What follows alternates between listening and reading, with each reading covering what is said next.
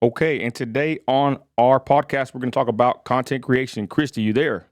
Hey, Nino, I'm here. What's up, sis? How's it going? It's going good. How are you? Pretty good, sis. Trying to get this set up, but that's how it is when you make content. It's hassle sometimes. But go ahead, sis. We're going to tell everybody about our content creation journey, trying to get some tips to all those that are out there, give some value to our people. Go ahead, sis. Well, let me start. This kind of started with a guy that made a comment on the Facebook, sis, right? Basically, I said that I was glad that I'm on YouTube due to the reason being one of the main reasons I like is that it's like leaving a time capsule, sis, for our kids or for my kids, right? Right. Like, or my grandkids. Hopefully YouTube keeps my content up and one day they can say, hey, there's granddad. This is what he thought. Who knows by then? Who knows what they'll be doing with, social media and content creation and even memories, right? Like a Black Mirror episode. Who knows what they'll do? But I digress. So that's what I made a post, and somebody was, I would say, kind of salty. One of my friends on Facebook, they used to own a channel on YouTube, and they said, yeah, I thought the same thing too until YouTube took my channel away, and it's no longer here. And I thought about that, and then I wanted to kind of make a snarky remark back, but I didn't. With all due respect, I had to be respectful because they took his channel away. If they would took my channel away, I'd be pretty upset too. But I asked them, Right. I said, we got to clean. I said we got to clean zero strikes, and we're very careful with what we say. And he said, yeah, they got you by the, you're kind of being a weenie on social media, for lack of better words. I'm not gonna say what he said, but it's not even that though. Uh, I do what I got to do in the city whenever I have to. That's one thing. To broadcast it is another thing. But also, we're on these platforms, sis, and we have to abide by the rules. So there's certain things. What he told me, what he was talking about. Of course, that's going to get you flagged. So yes, of course, we do have to be professional on these platforms. But at the same time, we got to play by their rules to get ahead. So that's why I do think we can't give value to those that are watching, because if you're making controversial content such as the content we make, sis, we got zero strikes and we're monetized. So I said to say this when he wrote back to me, and before I thought about writing back to him, that's what I thought basically in my head is that, hey, uh, you knew the rules, you knew they're strict on here, and this is their platform, and we have to give YouTube what they want, and then at the same time hold a certain kind of standard to give our subscribers what they want as well. So with all that, ladies and gentlemen, sorry for being long-winded. Christy, your thoughts? Go ahead. Well, I don't, him saying that it's kind of a weenie move. I don't agree. You have to respect people's businesses regardless. This is an online business, and you can't walk into your neighborhood Walmart and be as kind of controversial as people think that they should be able to be online. Do we have First Amendment rights? Yeah, we do. Da da da da da. But you still have to abide by the rules that are in your community, partnership. And so, True. if you're agreeing to those, then what the platform's telling you to do and not do anyway. Totally agree. So with that, ladies and gentlemen, we're gonna give you a quick rundown on how we became successful and monetized on YouTube. Sis, first topic, go ahead.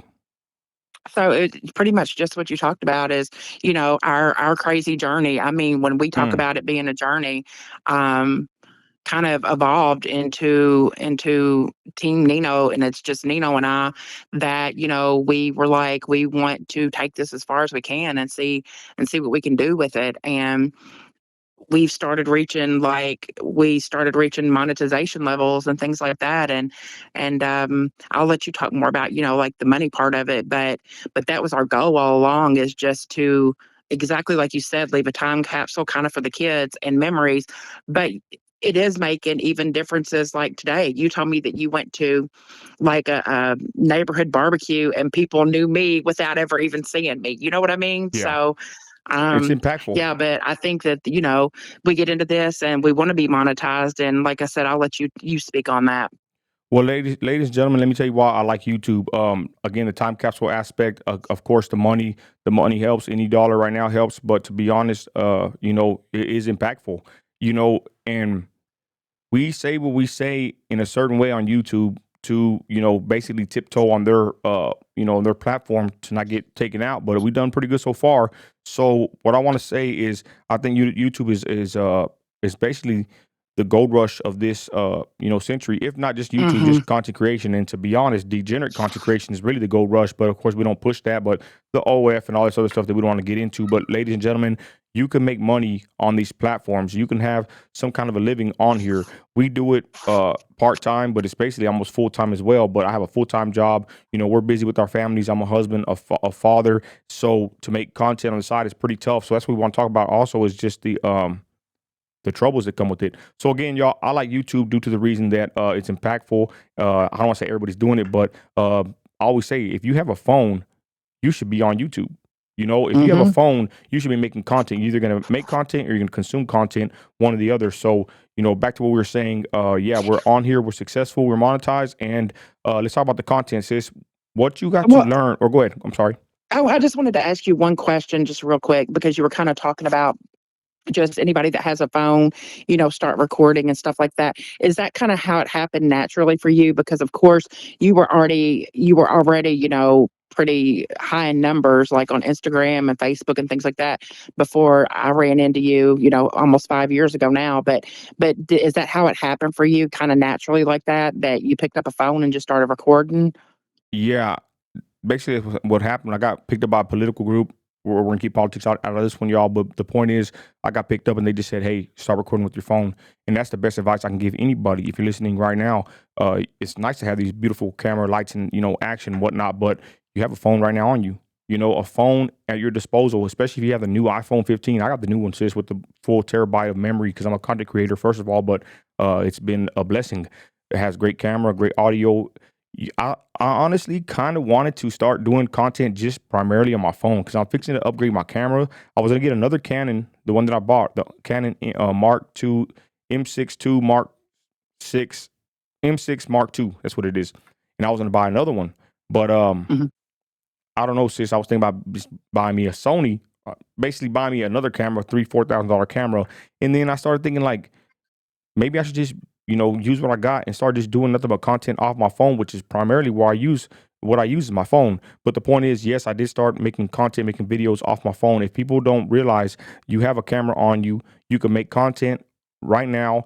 Charleston White did it with his phone. He's one of the only guys I've seen that never use big cameras and microphones. I mean, I've spent thousands of dollars on all this equipment, and I'm an old man. I take my craft seriously. But Charleston White blew up off of his phone. Sis, to answer your question, yes, you can use your phone primarily, and I would recommend people just hit record and just start making content. Because to be honest, YouTube is great, but it is not for everybody. Due to the simple fact that a lot of people get on here, even my son to a certain degree, he kind of got made a channel, and I don't know why he kind of just quit making content, and he went kind of viral on some of his posts about his car. But the point is, not everybody's cut out for this. It takes a lot of grind, a lot of effort to make content, and then to make it daily, weekly. It's tough. This content game Yeah. is here today, gone tomorrow. You have to be on top of your game. You have to have great content, this thought provoking, this engaging, in order to do numbers. So I would recommend people using their phones, but also again at the same time, use your phone due to the fact that you might not want to do this full time. You might not want to invest a lot of money, and money's tight right now. You might not want to invest a lot right now due to whatever is happening in the country. So the point is, I did use my phone. I started with my phone, and I recommend others to use their phone. And then as they learn and as they progress, like I did, then they can start researching on what kind of cameras and microphones to use. Go ahead. And every platform has different monetization guidelines and things like that. What what are the ones that, like, I mean, I know YouTube is our baby and things like that, but TikTok pays pretty good too, doesn't it? Man, TikTok pays the best. To be Does it? honest, sis, if I wanted to, yeah, well, the numbers we'll talk about them right now. I did a video basically on TikTok. If you're monetized, and there's certain requirements you have to reach to become monetized. But if you can get 1 million views, and the video has to be 1 minute and 1 second long, 61 seconds to be eligible to get paid. But TikTok pays if you're monetized, uh, basically $1,000 give or take per 1 million views. Now you might think Wow. that, yeah, it's crazy because I had a video that did 22.6 million. I made $2,600 off that one video, and YouTube, it pays about, I would say, I want to say 250,000 will do 1,000 if I'm not wrong. Mhm. I forgot the exact number, sis. I'm sorry for not having that ready, but uh Think I about it. think you're right. I think that is what Is you're that telling what me it about was? YouTube. But the thing Yeah. is, I mean, yeah, 1 million to a quarter million. TikTok pays for 1 million. Yeah, it does. It does pay more. TikTok pays for 1 million views, Yeah. 1,000, and then YouTube pays 1,000 for a quarter million views. Yes, it's less views, but the point is, the videos on YouTube are 5, 10, 20 minute videos.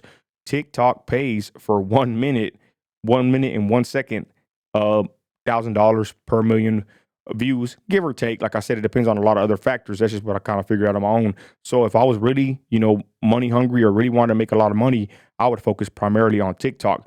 My problem is with a lot of content creators is, or I know with myself, we just try too much, and that could be a detriment. Probably, swing to that side of the table here, ladies and gentlemen, is making too much content. I'm gonna be honest, y'all. I got so many ideas. I got so much equipment that I could do. I've done, right, says homeless interviews, protests, rallies.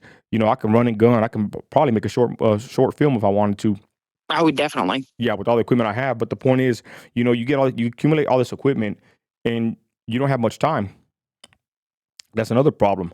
We are racing against the clock. Like right now, Hmm. it took me so long to get set up here, get the lights right, the audio, making sure everything sounds good. You know how we do it, sis. I'm somewhat of a perfectionist, but I do know you have to get the content out quickly. But the point is, it takes a while just to set this up and then to put it out there. But at the same time, y'all, all the time we put into these projects, some get little to no views, some do get views. It's like a lottery ticket. You never know. But the point is, we're running out of time with life and with our time frame in making this content.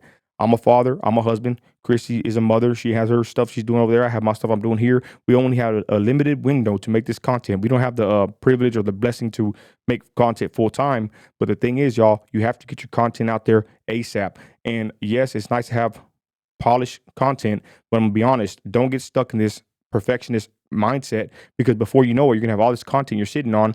It's in your hard drive. You forget where it's at. You sat there and recorded all this content, and it's no longer, even you can't even find it. And I'm speaking for myself, Right. right? So the point is, little to no time is a detriment to making content.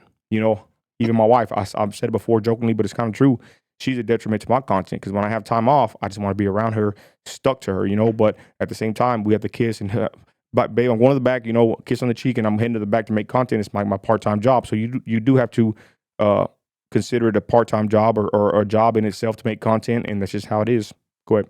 You definitely. Well, I definitely think that you have to be committed to it, and um, especially if you want to see the growth and numbers like that. But with time management, you're absolutely right. It's um, sometimes if you don't have your time managed right, then breaking stories aren't breaking stories anymore. And so, making sure that everything's set up correctly and all that takes a good chunk of our time, every time that we do this. And um, I just think that, it's been kind of a game changer the way that we've, like I said, I call it our crazy journey, kind of have like navigated through this and can offer these tips for, other people that are getting ready to start the content creation game. Hey man, what else you got on the list, sis? Just really talking about knowing your audience, and one of the Okay. things that I wanted to talk to you about. Oh, you talk about that, and then I got a question for you about that. Okay, knowing your audience, I'm going to say this, ladies and gentlemen. What I've learned is I'm a certain way on YouTube. I'm a certain way on TikTok. I'm a certain way on Instagram. Yeah, all the clips sometimes fluctuate between all platforms, but you have to know your audience in the sense that who are you making this content for? Who's it going to reach? Uh, who's it going to? Because I'm gonna be honest, one thing I learned about content creation, one of the most important things I've learned is they ain't gonna follow you everywhere. I've seen people on TikTok with a million, half a million followers, and then their Instagram they're at 2,000. Hmm. They got 10,000, 20,000 subs on YouTube, and the IG's like 3,500, or something. My IG's at 20K, but it can't grow because I'm shadow banned. I digress. I'll leave it at that. I'm restricted there. But the point is, I'm on IG 20K, YouTube's 9,000, uh, Facebook's 34,000. So the point is, every platform you need to treat it as a different platform, which it is, and you need to treat it as such with the audience. The audience is different on Facebook. I already know my demographics. It's more of a I would say kind of a boomer slash older crowd. Some young people over on the Facebook. We know Facebook is kind of for the old folks. I'm almost 40. I love that Facebook, probably my go-to app. But Facebook, Definitely, probably more the Gen Xers on there. Yeah. yes. So Facebook has its crowd. YouTube has its crowd. YouTube is a whole nother tough cookie to crack because, to be honest, I said it before. It's got every demographic. Well, let's be honest, it's a search engine.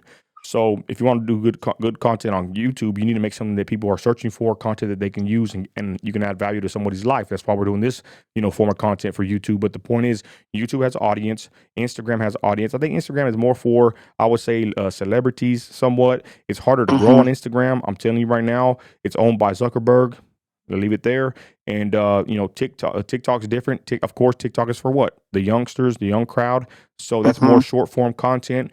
And like I said, they all try to copy each other to a certain degree. These platforms, TikTok, I believe, is in the lead. It's probably the best platform, even though it might get taken away. But the point is, you got to know your audience because not everything you post from YouTube to any platform, it's going to do well on another platform.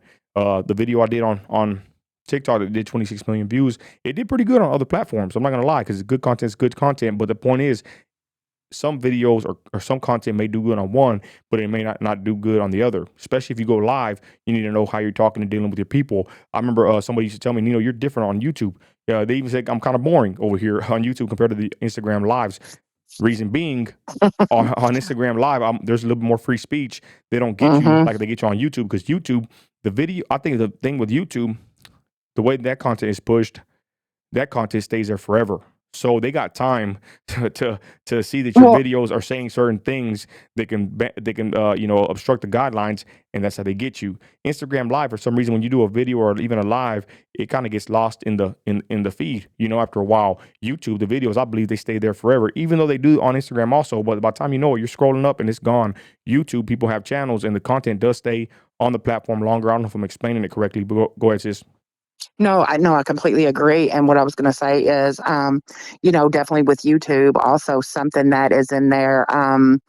Uh, Kind of their protocols and their guidelines and things like that, community standards, is that they tell you that they use electronic keywords. Yep. So, any words that would come up that YouTube considers offensive, hateful, hate speech, those types of things, they automatically can tag you like that. They send invisible live moderators to some live streams on YouTube that monitors the chat, monitors the content being pushed.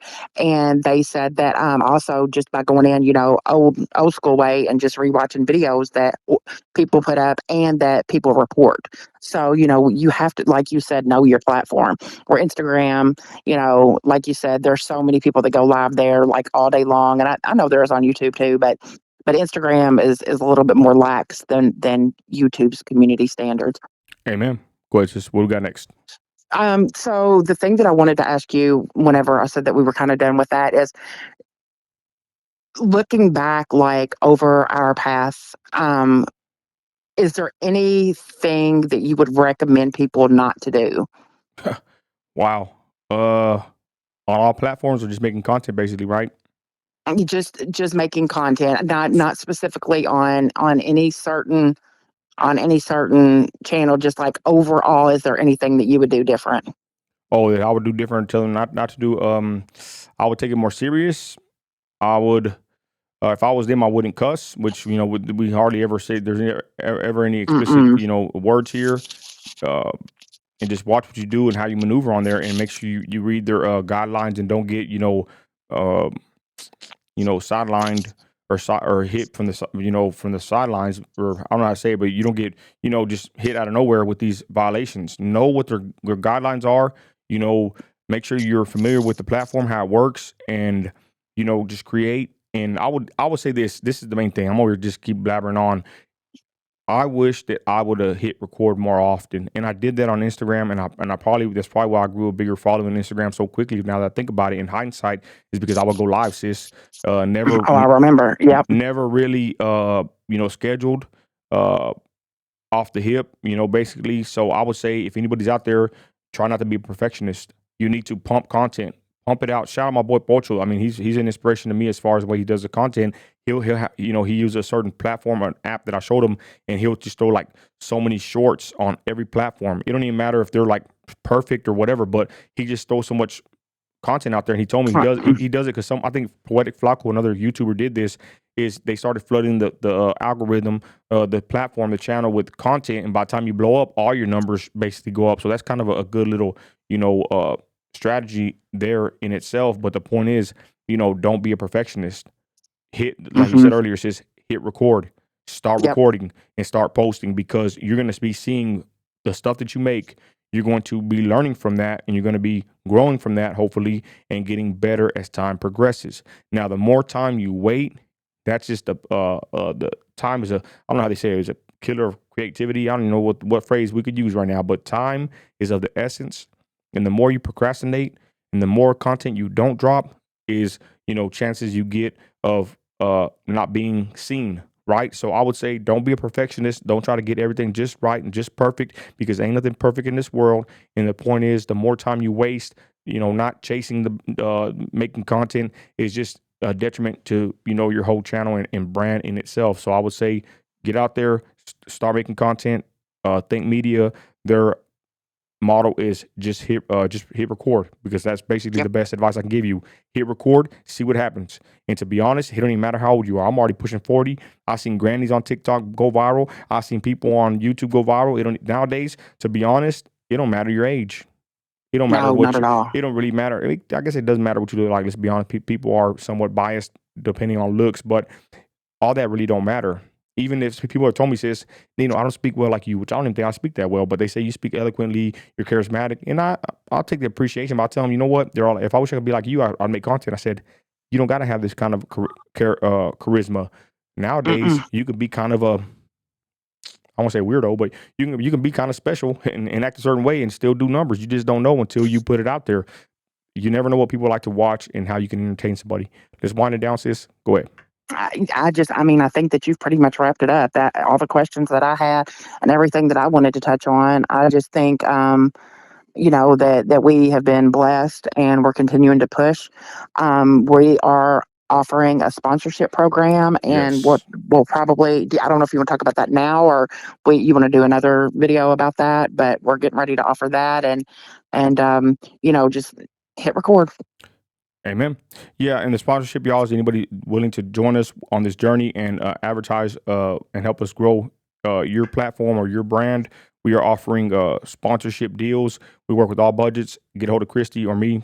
Hopefully, get a hold of Christy. She's more easier to access, y'all. And basically, what we're going to do is, work with you and get your brand out there on live videos, YouTube videos, anywhere that we're making content. We're going to help push your brand to the top as well. So, if you want to partner up with us, if you ever thought about supporting my brand and the content we make, this could be a way for you to promote your business and put it on the platform across millions. We get millions of views, y'all, and we're actually really tightening down and really just getting really strategic with our content as far as getting it out there to even a bigger audience. So right now is the time to lock in. If anybody wants to get involved with the sponsorship slash putting an ad or the logo on our videos and content, we got different tiers to deal with all budgets.